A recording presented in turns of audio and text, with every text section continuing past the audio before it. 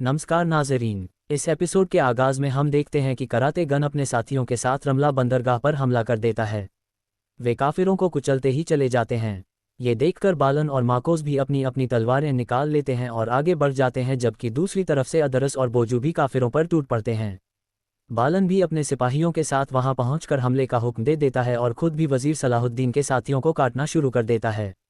ये सारा मंजर देखकर कराते गन गुस्से से कहता है, देखो जिसको हमने कद का ओहदा दिया था, उस कद को तो देखो, अब तुम देखोगे।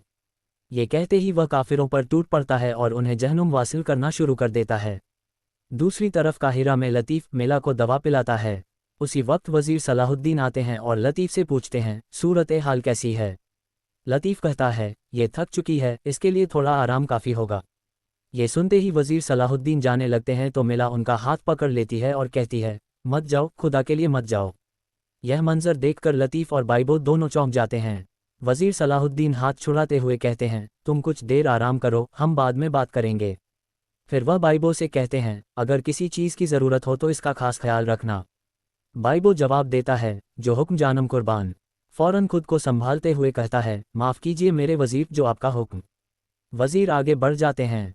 दूसरी तरफ बंदरगाह पर बालन मुसलमानों को शहीद करता ही चला जाता है, जबकि उसके सिपाही भी एक एक करके गिरते जा रहे होते हैं। बोजू तीरों से दुश्मनों को चुन चुनकर मौत के घाट उतार रहा होता है। कराते गन, अलबीस और इब्राहिम भी ज़बरदस्त मुकाबला कर रहे होते हैं और उनकी तलवारें बेपनाह ताकत से चल रही होती हैं। लड़ते लड़ते कराते गन बालन तक जा पहुंचता है और गुस्से से कहता है, यह है तुम्हारी वफादारी। यह कहकर वह उस पर हमला कर देता है। दोनों के बीच ज़बरदस्त लड़ाई शुरू हो जाती है।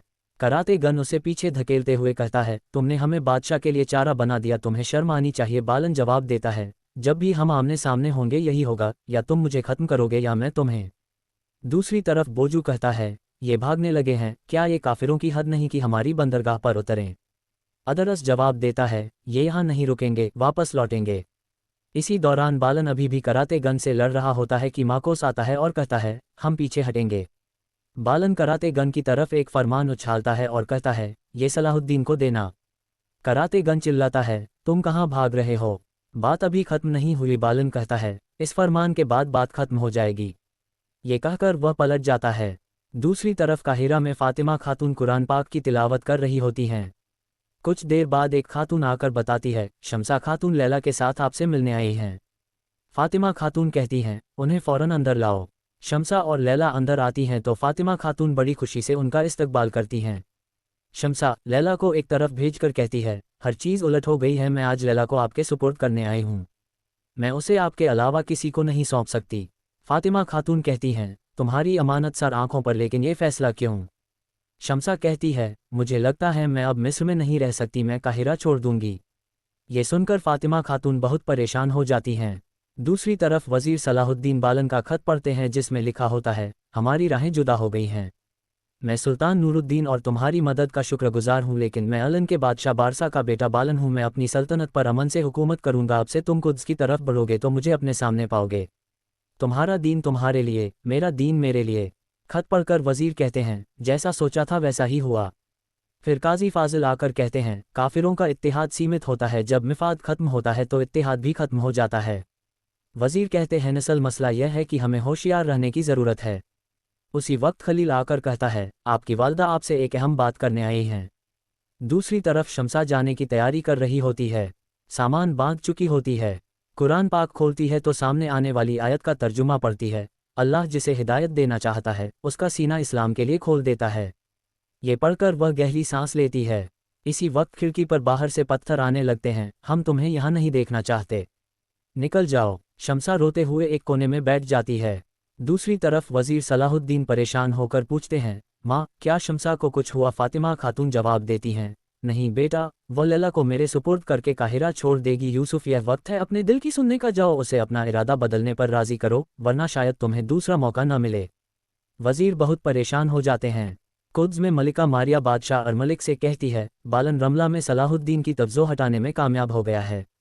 हमारी असल ताकत अंताकिया के बहरी बेड़े से जाहिर होगी। लादगा कहता है, बिल्कुल, सामान से लदे जहाज़ रवाना हो चुके हैं। वे समझेंगे मंजिल अस्कंदरिया है, लेकिन हम दमत्ता पहुँचेंगे। बादशाह खुश होकर कहता है, मैं आज एक और खुशखबरी देना चाहता हूँ। मैंने लादगा और सबीला की शादी का फैसला किया है। ये सुनते ही सबीला और विलियम हैरान रह जाते हैं। दूसरी तरफ वजीर सलाहुद्दीन शमसा के घर पहुंचते हैं मगर वह जा चुकी होती है। काजी फाजिल कहते हैं शमसा जा चुकी है। वजीर गुस्से से कहते हैं जिसने भी पत्थर मारे मैं सबको सजा दूंगा। काजी फाजिल कहना चाहते हैं एक अहम बात और भी है मगर वजीर कहते हैं बाद में फाजी बाद में। काजी फाजिल आहिस्ता से कहते हैं आपके बच्चे एक मुसलमान माँ की गोद में परवान चढ़ेंगे बिल्कुल वैसा ही जैसा मैं चाहता था। दूसरी तरफ शमसा पहाड़ी पर खड़ी रोते हुए काहिरा की तरफ देखती है और आगे बढ़ जाती है। उधर रजा सिपाहियों के साथ घात लगाए बैठा होता है। शमसा को यहाँ से गुजरना ही होगा। शमसा दो रास्ते देखकर कहती है मैं किस रास्ते पर जाऊं ताकि अपना दिल हल्का कर सकूं। इसी वक्त रजा उसे घेर लेता है तुम रास्ते के इंतहा तक पहुंच गई हो शमसा। रजा कहता है इस दुनिया में तुम्हारे लिए कोई जगह नहीं। शमसा पूछती है तुम चाहते क्या हो। रजा जवाब देता है हमारे खलीफा का बदला। इस तरफ अलन में सबीला बालन के पास आती है। बालन कहता है आपको देखकर बहुत खुशी हुई। सबीला कहती है मैं इस महल में और नहीं रह सकती इसलिए तुम्हारे पास आ गई हूँ। आखिर में शमसा को गिरफ्तार करके रजा ले जा रहा होता है मगर सामने वजीर सलाहुद्दीन आ जाते हैं। शमसा उन्हें देखकर खुशी से भर जाती है। वजीर तलवार निकालकर गुस्से से रजा और सिपाहियों की तरफ देखते हैं। उन्हें अपना वह ख्वाब याद आता है कि कुद्स तक पहुंचने के लिए शमसा का साथ जरूरी है।